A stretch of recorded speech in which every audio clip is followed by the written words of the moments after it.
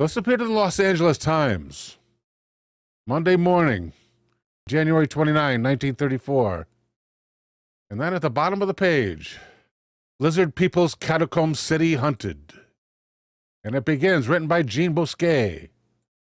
Busy Los Angeles, although little realizing it in the hustle and bustle of modern existence, stands above a lost city of catacombs, filled with incalculable treasure and the imperishable records of a race of humans further advanced intellectually and scientifically than even the highest type of present-day peoples, in the belief of G. Warren Shufelt, geophysical mining engineer now engaged in an attempt to wrest from the lost city, deep in the earth below Fort Moore Hill, the secrets of the lizard people, of legendary fame, in the medicine lodges of the American Indian. So firmly does Shufelt and a little staff of assistants believe that a maze of catacombs and priceless golden tablets are to be found beneath downtown Los Angeles, that the engineer and his aides have already driven a shaft 250 feet into the ground. The mouth being on the old Banning property on North Hill Street overlooking Sunset Boulevard, Spring Street, and North Broadway. And so convinced is the engineer of the infallibility of a radio X-ray perfected by him for detecting the presence of minerals and tunnels below the surface of the ground. An apparatus with which he says he has traced a pattern of catacombs and vaults forming across the lost city. That he plans to continue sending his shaft downward until he has reached a depth of 1,000 feet. Shufelt learned of the legend of the lizard people after his radio X-ray had led him hither and yon, over an area extending from the public library on West 5th to the Southwest Museum on Museum Drive at the foot of Mount Washington. The engineer explained yesterday, "I knew I was over a pattern of tunnels, and I mapped out the course of the tunnels, the position of large rooms scattered along the tunnel route, as well as the position of deposits of gold. But I could not understand the meaning of it." Then Shufelt was taken to Little Chief Greenleaf of the Medicine Lodge of the Hopi Indian in Arizona, whose English name is L. Macklin.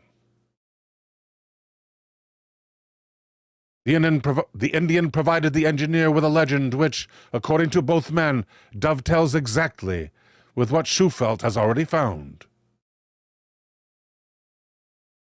According to the legend as imparted to Shufelt by Macklin, the radio X-ray has revealed the location of one of the 3 lost cities on the Pacific coast, the local one having been dug by the lizard people after the great catastrophe which occurred about 5,000 years ago. This legendary catastrophe was in the form of a huge tongue of fire, which, quote, came out of the southwest, destroying all life in its path, end quote. Continued on page 5. Continued from first page. The path being several hundred miles wide of the fiery object. The city underground was dug as a means of escaping future fire. The lost city, dug with powerful chemicals by the lizard people instead of pick and shovel, was drained into the ocean where its tunnels began, according to legend. The tide passing daily in and out of the lower tunnel portals and forcing air into the upper tunnels provided ventilation and cleansed and sanitized the lower tunnels, according to legend. Large rooms in the domes of the hills above the city of labyrinths housed 1,000 families in the manner of tall buildings, and imperishable food supplies of the herb variety were stored in the catacombs to provide sustenance for the lizard folk for great lengths of time as the next before the next fire swept over the earth. The lizard people, legend has it, regarded the lizard as a symbol of long life. Their city is laid out like a lizard. According to the legend, its tail to the southwest, far below 5th and Hope Streets. Its head to the northeast, looking out at Lookout and Marta Streets. The city's key room is situated directly under South Broadway, near 2nd Street, according to Shufelt and the legend. The key room is the directory to all parts of the city, and to all record tablets, according to the legend. All records were kept on gold tablets, 4 feet long and 14 inches wide. On these tablets of gold, gold having been the symbol of life to the legendary lizard people, will be found the recorded history of the Mayans, and on one particular tablet, the southwest corner of which will be missing, is to be found the record of the origin of the human race. Shufelt stated he has taken X-ray pictures of 37 such tablets, 3 of which have their southwest corners cut off.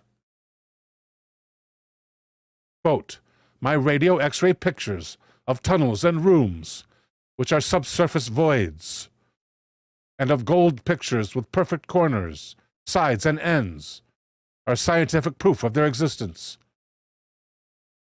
Shufelt said. However, the legendary story must remain speculative until we unearth by excavation. The lizard people, according to Chief Macklin, were of a much higher type intellectually than modern human beings. The intellectual accomplishments of their 9-year-old children were the equal of those present-day college graduates, he said. So greatly advanced scientifically were these, that in addition to perfecting a chemical solution, by which they bored underground without removing earth and rock, they also developed a cement far stronger and better than any in use in modern times, with which they lined their tunnels and rooms.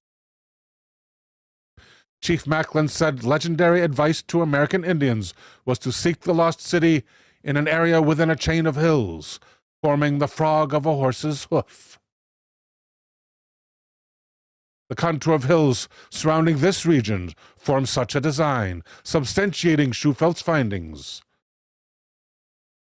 Schufelt's radio device consists chiefly of a cylindrical glass case, inside of which a plummet is attached to a copper wire, held by the engineer,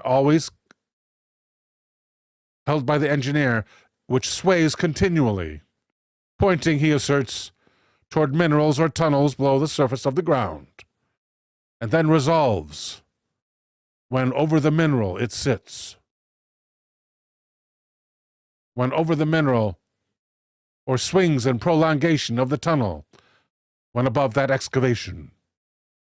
He has used the instrument extensively in mining fields, said Shufelt.